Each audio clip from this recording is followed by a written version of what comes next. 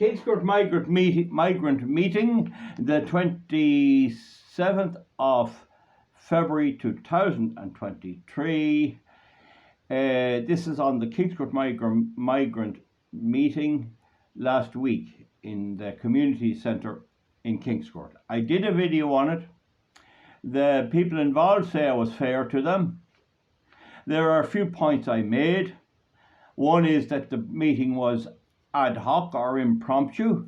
Nobody said that the people calling the meeting were professors in meeting law. I wonder how many of our critics know that there is law about meetings. I bet there's not too many. It's common law. But the point about it is, I reported back and spoke to everyone, and I come to the conclusion they were doing their best. Now, there may be a view among some people, particularly opponents, that ordinary plebs, ordinary workers, ordinary people, ordinary farmers should keep out of politics. And that's something I, for one, refuse, R-E-F-U-S-E, refuse to do. And not only do I refuse to keep out of it, I will be a fierce opponent for anyone who gets in my way, and I make no apologies for that. There'll be debate, and there'll be tough debate and tough, hard decisions. No, nothing easy. There are a number of people who I would describe misguided, who believe, oh, we have to be welcoming, we have to be welcoming. A load of horse manure as far as I am concerned. Welcoming to who? What welcome did Assie Beebe get when she tried to come to Ireland, a Catholic woman, who was sentenced to death? I don't buy any of it. But in any event, the criticism in part around the town is that the meeting, one, was about burning down hotels. In fact, I was confronted by a person who asked me, did you discuss burning down the hotel? Did you discuss burning down the hotel which houses migrants? And there was never a mention made of burning down the hotel, but this is what has been put out there. This is what these people are trying to put out, and I need to counter it. Now, the second point is that there was no fair play in relating to opponents. Those who support migration have their say.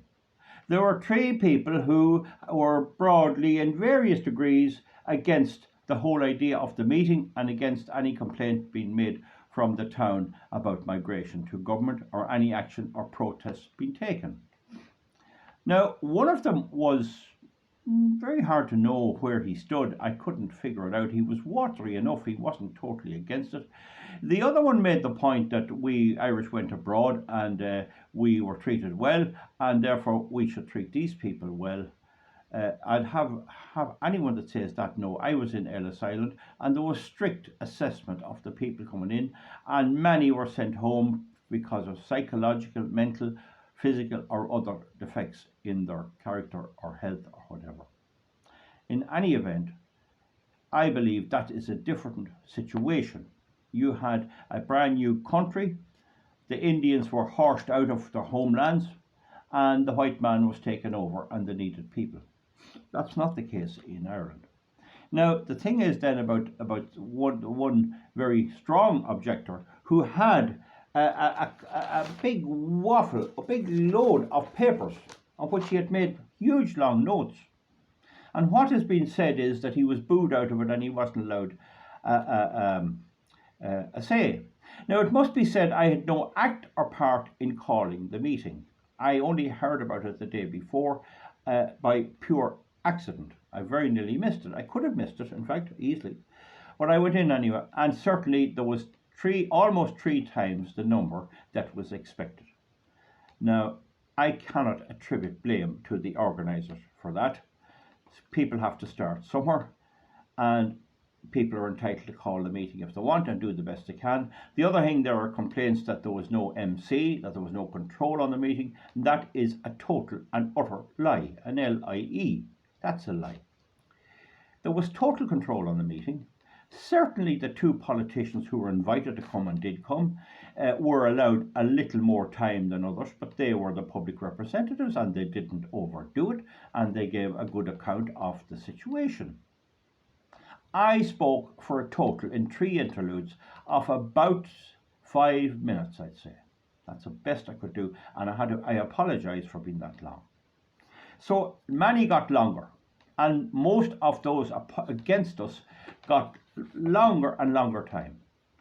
One man that came on with all the papers, I said let him speak. Now, it must be remembered too, at a meeting like that, the committee and the chairman cannot control the meeting. You would have to have stewards and all of that present. And that is not feasible at a meeting like that. This was exploratory in many ways. And so when the man stood up and began to talk, I did shout, let him speak. And certainly people did let him speak. But it became obvious to me that he was going to speak for a long, long time. I don't know, I'd say it would have taken him 25 minutes to get his point across. And if you consider that there was 280 people there, if everyone got 25 minutes, you'd be there till well into the next day, and people have jobs to go to and everything else. So that wasn't feasible. It was up to every person speaking to tailor their comment to brevity and keep it brief and to the point and make their salient points. I listened carefully to his first while, and I have to admit I haven't a clue what he was talking about. I don't know what he was objecting to. It seemed that it was going to be a prologue, an introduction, a body, and a finale. A bit like a novel. I don't know is that the case. But then it was said to me today, sure, if you don't let him speak, how do you know? Well, you have to have a meeting organised with a certain amount of time for each speaker. I went to meetings where I had to give lectures on law, and I was still only allowed 15 minutes to give it, where everyone was on my side. Now, the point is, maybe the person speaking didn't have the experience either, and that's all right. The next move now is for some of the people who organised it to have a private meeting and take stock of where it went. Clearly, there's a lot more emotion and feeling about this than was assumed. And I have to admit, I did not think a crowd like that of local people, nearly all local people, would have turned out in Kingscourt. But they did, and that's the fact. So I have been invited, hopefully I'll be able to attend, to a private meeting to take stock. And I think the next thing is to ask anyone who has a contrary view to come and present their opinion. And then we can condense it down and maybe even hold a second meeting. I know it's all time consuming. And if they have something important to say, let them have a while. And how long is a while? I saw people today talking about it, putting their head down. That's not democracy. You wouldn't let him speak. Well, democracy is not where 1 out of 280 people have one opinion and one has the other opinion. In a democratic situation, that one person would be an extreme minority. An extreme minority that'd be nearly the same as if you went across to Birmingham and started to tell them how to run their council. You wouldn't get long to do it. You wouldn't be listened to. So it is democracy. That's what democracy is. However, all the other views need to be heard. Now, I would think that in the town of Kingscourt, there are 50% of the people who are stuck hard to Fine Gael, stuck hard to Fianna Fáil, and stuck hard to Sinn Féin. That's 50%. And they will look at you like that and put their eyes down and turn their heads and get red. And they're not going to change. But we have to let them have their say. And we're not in any hurry. We had one meeting which was long enough. People are not going to sit listening to big long speeches. You go to a wedding or you go to a retirement do, the last thing you want to hear is someone getting up and talking for 2 hours where people are falling asleep and bored out of the tree. But that doesn't mean that they cannot condense their point of view. I would favour writing to the people concerned and making a public notice where everybody is entitled to give a synopsis of their view. And if they want to bring it in a lorry trailer, go ahead. If that's the amount of paper it takes, a lorry trailer will bring it in. I won't be reading it. But if that gets it off their chest, fair enough. Now you must remember too that I am locking horns with the green lefties and the cultural Marxists, and I would assume that some of these people are green lefties and cultural Marxists, and I'm locking horns with them for 20 years hard. And that's not going to stop. We have a difference of opinion on politics, and that's it. But the thing about the migration is it's irreversible. It cannot be reversed too easily. So I think it's only fair that we hear the other side, whatever form it takes.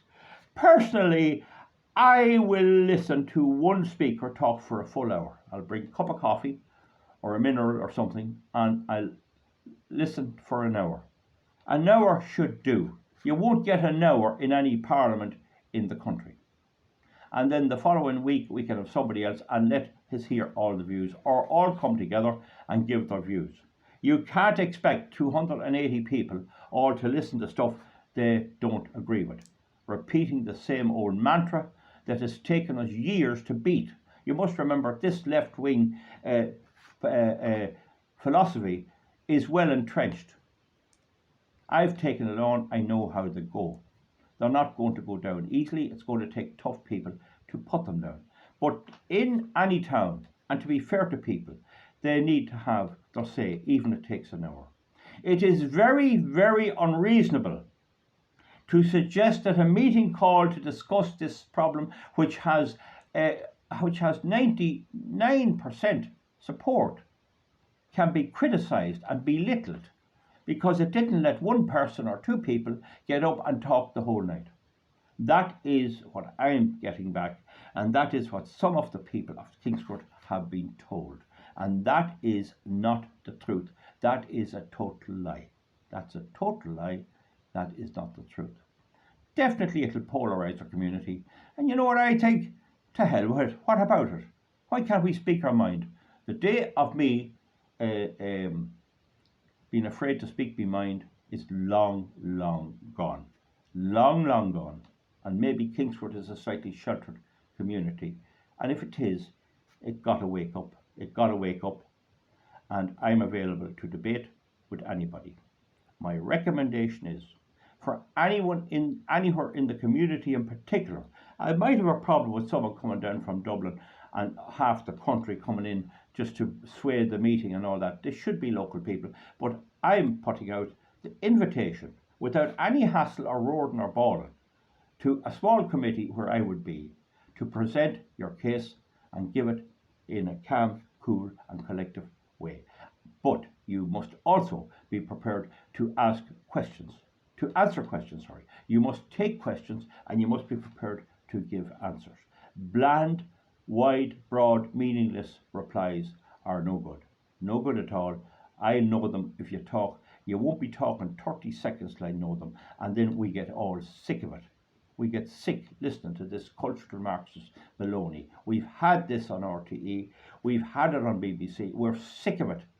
And we're definitely will try and listen to a bit of it, but at some stage when it becomes obvious that it's just the same old mantra, the same old baloney repeated all over again, then we have to get tired of it and call it off. There were people asked the question, how many of them are you keeping? Meaning, how many migrants did you take into your home? And he said none. And there was questions about, do you own property or have you property let? Well, I didn't think anything that any of these people have any property or benefiting from this in any way. But it's in today's paper that some of these guys are, not these now, other people who are bringing in the migrants and keeping them are getting 145 million of our taxpayers' money. And I'm being told this is not my business. I'm being told this is not my business. So we're going to press on and push on. We definitely are eager and I am anxious to hear the other side of this story, if there is one. But I suspect it's the same old thing over and over again. But we'll have to listen to it on account of it being the local town. In the upcoming election, I have to declare an interest. I am helping Herman Kelly of the Freedom Party in the European elections. And we're starting off with that. And that's a political interest. And no doubt there'll be fireworks with that. So, folks, that's on 15 minutes. That's my synopsis of the Kingscourt meeting. The idea that the people of Kingscourt shouldn't voice their views or shouldn't have a view is outrageous. But it's amazing how many people in our community feels that we're curmudgeons who should go back to the bog and stay in the bog. And how dare you question my government, my politician, or my anybody else? And that is the view. But that is not the view of the ordinary Joe Soap out there. That is not the view of the ordinary worker or farmer. I would say that there's easily half of them who are strongly opposed to this. So it's all to be played for. It's a pity we have to fight like this. But when our country's at stake, and our future of our children is at stake, we have no option. Folks, give me a thumbs up or a thumbs down, and I'll keep reporting on this here. The people that are on my side have a voice with my YouTube video. They have a voice, and they have access to me. And those who oppose me have access to me, and can sit down anywhere and find out what they're on about and what they believe. Maybe there's something I don't know. Maybe there's something hidden about all this. I'm not quite sure. Bye, and comment underneath. We'll see you back.